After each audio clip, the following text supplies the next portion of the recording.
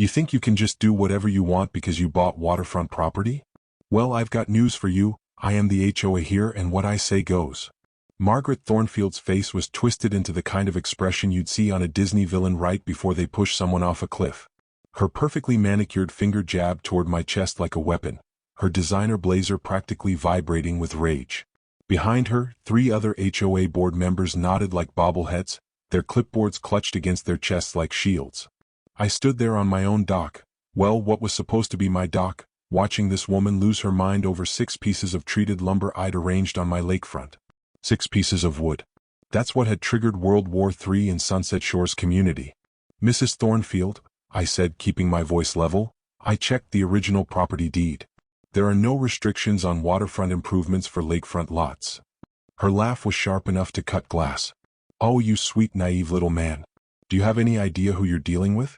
I've been running this community for 12 years. I've shut down garages, torn down sheds, and forced people to repaint their houses. A little dock. She stepped closer, her voice dropping to a whisper that felt like a threat. I'll destroy you. That's when I knew Margaret Thornfield had just made the biggest mistake of her life. See, she thought she was dealing with some weekend warrior who bought a lake house to fish on Saturdays. What she didn't know was that I'd spent 20 years as a commercial maritime lawyer before retiring to this little slice of paradise. What she really didn't know was that I'd just inherited something that would turn her perfect little kingdom into her worst nightmare. Let me tell you about Margaret Thornfield and how she learned that some people fight back. Margaret Thornfield looked like she'd stepped out of a catalog for Suburban Dictators Monthly. Always dressed in power suits that cost more than most people's monthly mortgage, with silver hair pulled back so tight it could have been a facelift all by itself. She had these cold blue eyes that seemed to calculate the exact amount of misery she could inflict on you before you broke completely. But here's the thing about Margaret, she wore her fake smile like armor. At community barbecues, she'd glide around with her plastic grin, talking about maintaining property values and preserving the character of our beautiful community. The new residents ate it up. They thought she was just a dedicated volunteer keeping their investment safe. Those of us who'd been around longer knew the truth. Margaret Thornfield was a predator in pearls. She'd moved to Sunset Shores 8 years ago after her divorce, and within 6 months she'd somehow maneuvered herself onto the HOA board. Within 2 years she was president. Within 4 years she'd turned our quiet lakefront community into her personal fiefdom. She had a system. First, she'd identify someone who might challenge her authority, usually new residents who didn't understand how things worked around here. Then she'd find some violation, real or imagined. A mailbox 3 inches too tall. A garden gnome that violated the decorative standards. A car parked in a driveway for more than 48 hours. Once she had her violation, she'd descend like a vulture. Certified letters. Fine notices. Threats of liens. She'd make your life so miserable that you'd either conform completely or sell your house and leave. Most people chose to conform. Margaret had turned harassment into an art form, and she was very, very good at her job.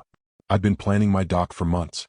After 30 years of working in glass towers, staring at concrete and steel, all I wanted was a simple wooden platform where I could sit with my morning coffee and watch the sunrise over the water. Nothing fancy, just 6 pressure-treated 2x10s extending 20 feet into the lake, with a small platform at the end. I'd done my homework, pulled the original property deeds from 1987, checked the county regulations, verified the lake depth and environmental impact requirements. Everything was clean. My lot had been specifically designated as waterfront with dock privileges in the original development plan. But I made one mistake. I went out of town for a week to visit my daughter in Colorado, leaving the lumber stacked neatly on my shoreline, ready for installation when I got back. I should have known Margaret would strike the moment I was gone. I pulled into my driveway on that Sunday evening, tired from the drive but excited to finally build my dock. The sun was setting over the lake, painting everything in gold and orange. It was perfect, peaceful. Then I saw it. A bright orange notice, the size of a dinner plate, stapled to a metal stake driven right into my shoreline. The letters were bold and black, impossible to miss. Violation notice, unauthorized construction materials. Remove immediately or face fines and legal action. Sunset Shores HOA, Margaret Thornfield, President. But that wasn't the worst part. The worst part was that my lumber was gone. 6 pieces of expensive pressure-treated wood vanished like they'd never existed. I walked to my neighbor's house, Bill Peterson, a retired teacher who'd lived here since the community was built. He was watering his flower beds, and when he saw me coming, his face went pale. "They took it this morning," he said before I could ask. "Margaret and 3 other board members. Had a truck and everything.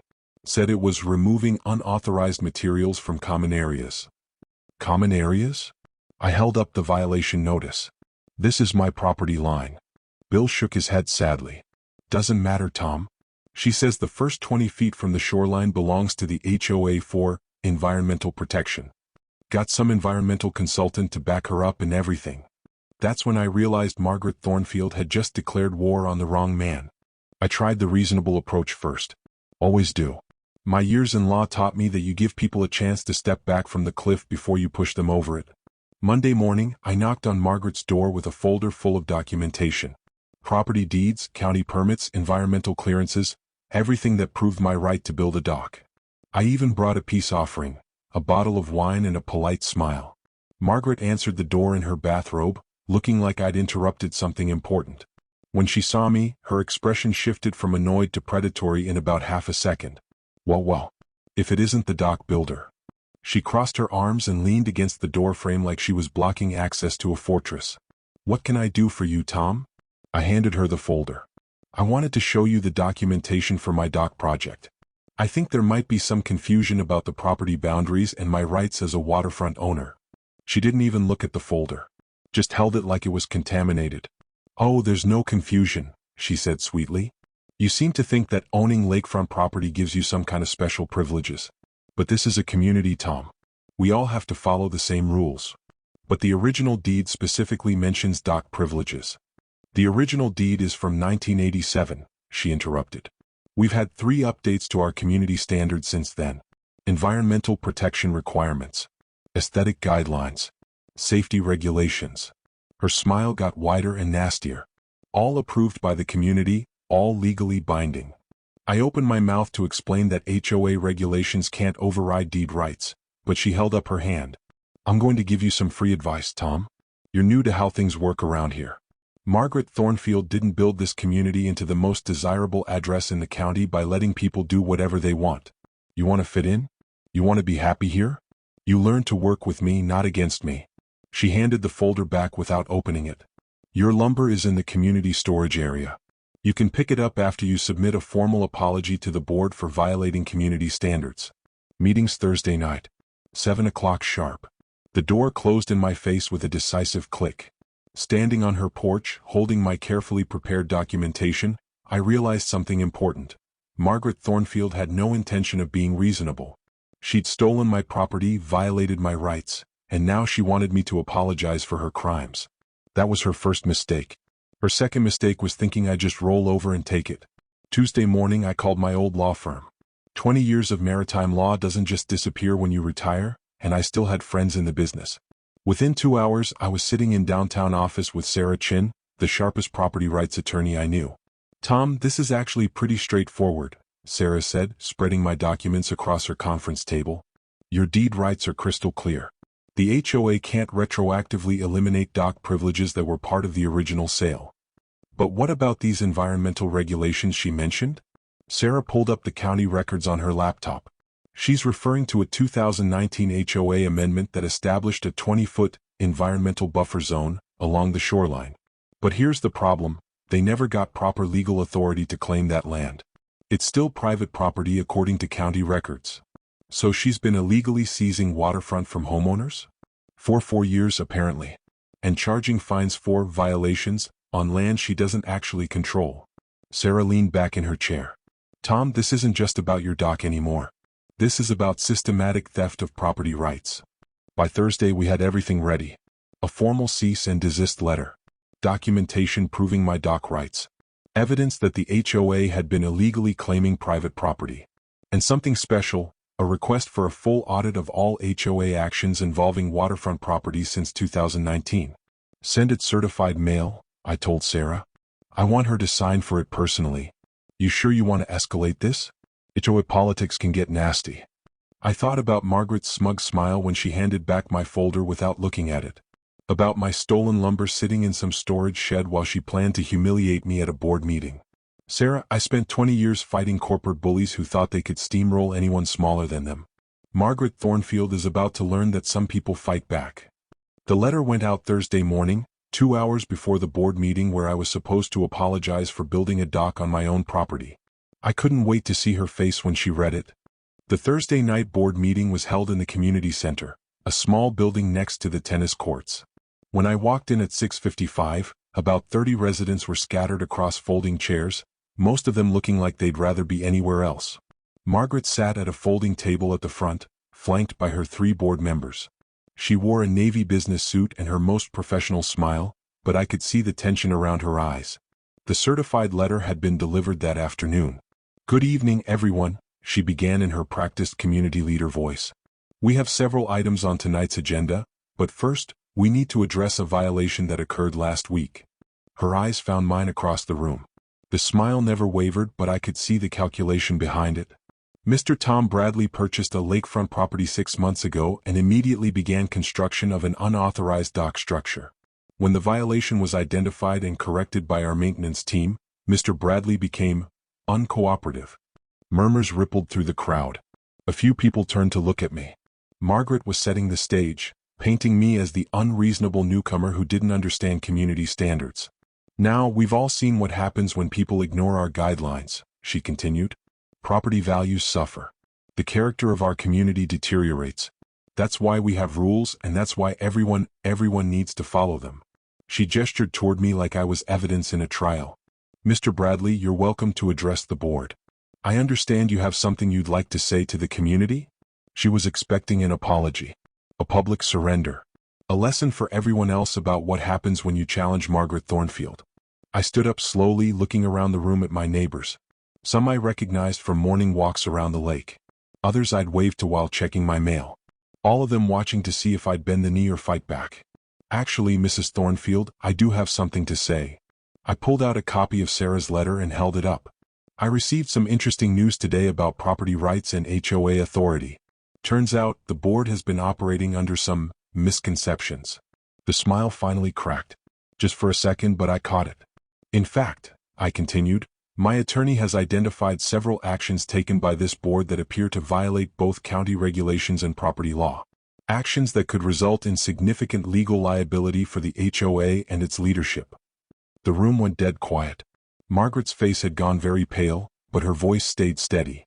"Mr. Bradley, if you have concerns about board decisions, there are proper channels for."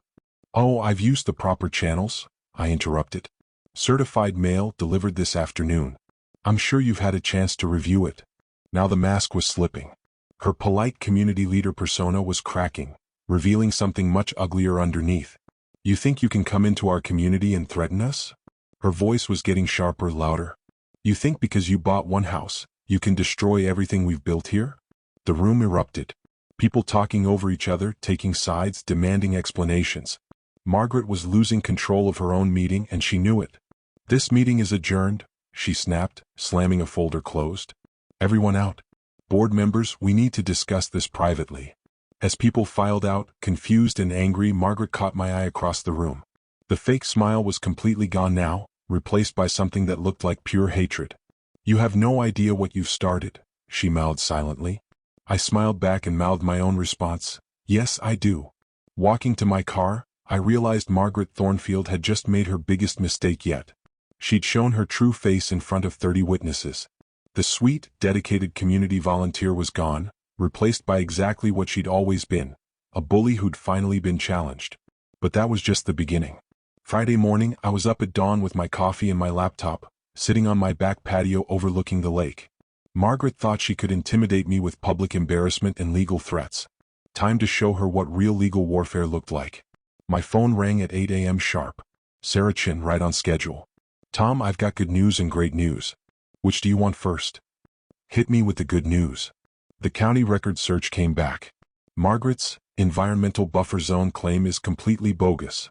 She's been seizing private property for 4 years without any legal authority whatsoever. And the great news? Remember how you mentioned that Margaret seemed particularly interested in waterfront control? Well, turns out there's a reason for that. 3 HOA board members, including our dear Margaret, have been using the seized shoreline areas for their own private boat storage. Essentially stealing lakefront access from other homeowners to expand their own water privileges. I set down my coffee cup. Are you telling me this is straight-up theft? I'm telling you this is a federal case waiting to happen. Conspiracy, fraud, theft of services, violation of property rights under color of authority. Tom, you could destroy these people. What do you recommend? Full nuclear option. We file a class action lawsuit on behalf of all waterfront property owners, demand full restitution of all seized property, and request punitive damages for the systematic violation of property rights. But first, we make a statement. What kind of statement? You're going to build your dock. Today. Right now. While I file an emergency injunction preventing any further HOA interference with your property rights. By 10 a.m., I had a construction crew in my backyard. Professional dock builders, the kind who work fast and don't ask questions when you tell them you need something done immediately. By noon, I had a beautiful 20-foot dock extending into the lake, complete with a small platform perfect for morning coffee and evening sunsets. By 2 p.m., I had 37 text messages, 14 phone calls, and one very angry HOA president standing in my backyard. You think this is over? Margaret's voice was shaking with rage. She stood at the edge of my property line like it was electrified, her perfect hair disheveled, her business suit wrinkled. You think you can just ignore everything we've built here? Actually, Margaret, I think this is just getting started. I was sitting on my new dock, feet dangling in the water, as relaxed as I'd ever been. Beautiful day, isn't it? I'm calling the county. I'm calling the sheriff. I'm calling everyone I know until someone shuts this down. Go ahead, I said, pulling out my phone. While you're at it, maybe you can explain to them why you've been stealing lakefront property from homeowners for 4 years. She went very still. What are you talking about? Sarah Chin is a very thorough attorney, Margaret. Amazing what you can find when you know where to look. I stood up on my dock, my legal, properly permitted, completely authorized dock. Question for you. When the county asks you to explain why 3 board members have been using seized shoreline areas for private boat storage, what exactly are you going to tell them? The color drained from her face so fast I thought she might faint. You're bluffing. Am I? I smiled and waved toward the lake. Tell you what, Margaret, why don't you go make those phone calls? Contact the county, call the sheriff, file all the complaints you want. I'll wait right here on my completely legal dock while you explain to the authorities why you think stealing private property is part of your HOA duties. She turned and stalked away without another word, but I could see the panic in her stride. Margaret Thornfield had just realized she wasn't fighting a confused retiree who didn't understand community rules. She was fighting someone who knew exactly how to destroy her. Sunday morning, my doorbell rang at 7 a.m. I opened it to find Bill Peterson, my neighbor, holding a manila envelope and looking like he hadn't slept all night. Tom, I need to show you something. But if anyone asks, you didn't get this from me. Inside the envelope were photocopies of HOA board meeting minutes going back 5 years. Financial records. Email printouts. Contracts with vendors. A complete paper trail of Margaret's operation. Where did you get this? Bill sat heavily in my kitchen chair. My wife Linda cleans houses for extra money. Including Margaret's house. She found these in Margaret's home office.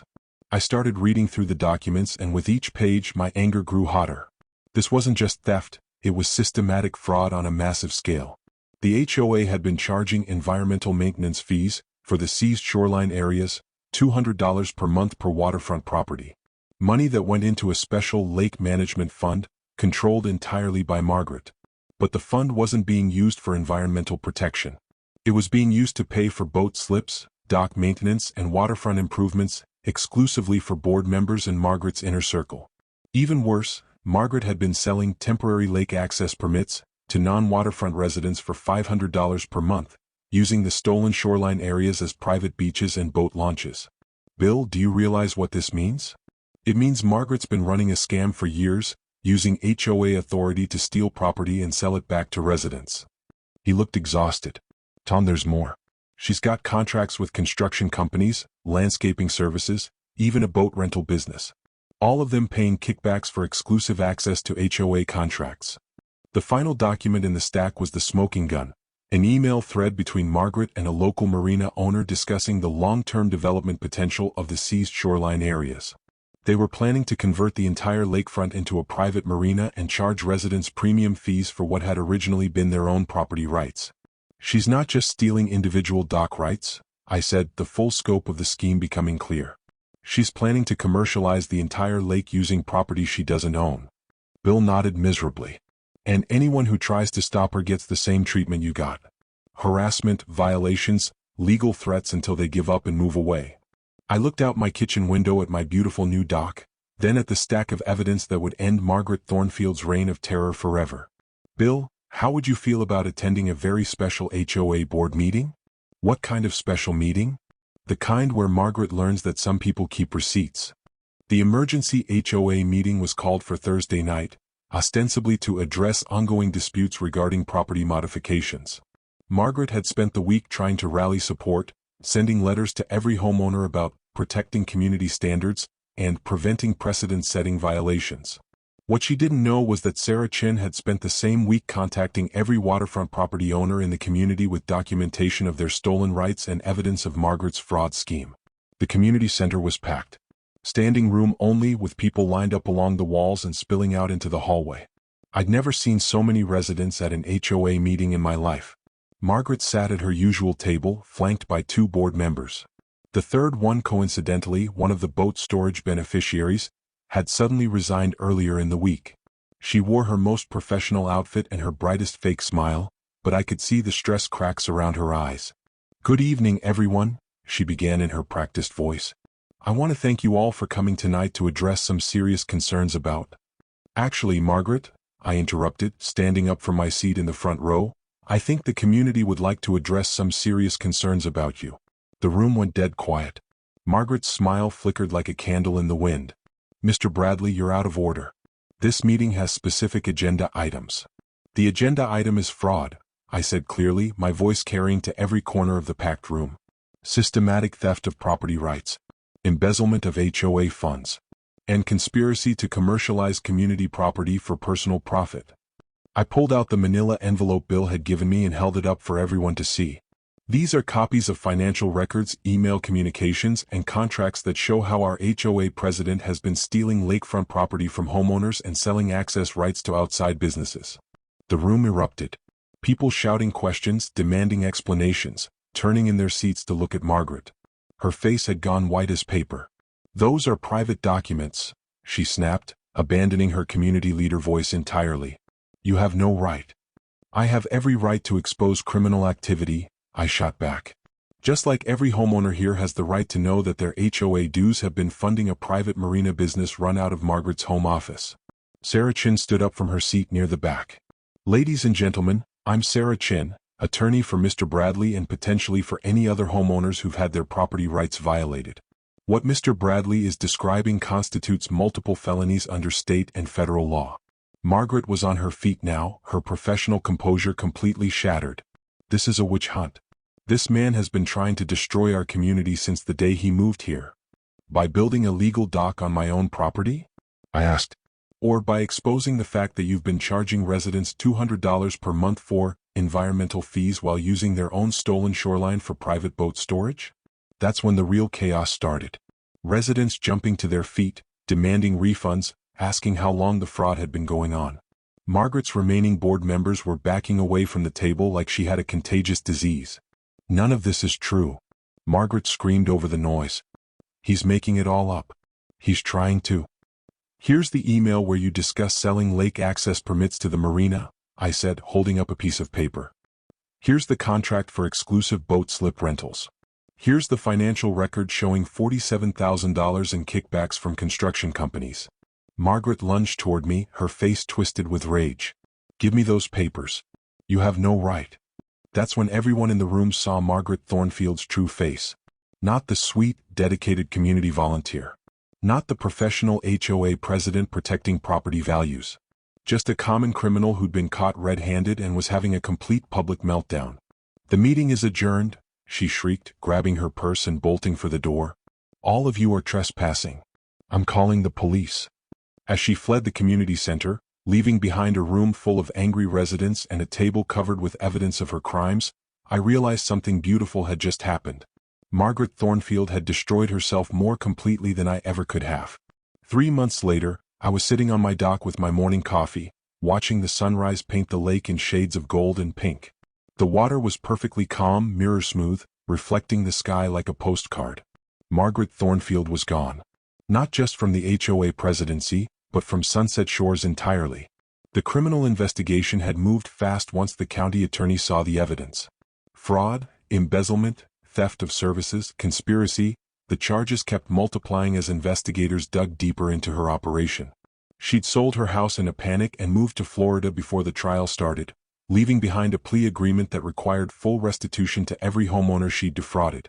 The final tally was $183,000 in stolen fees, plus another $67,000 in damages for illegally seized property rights.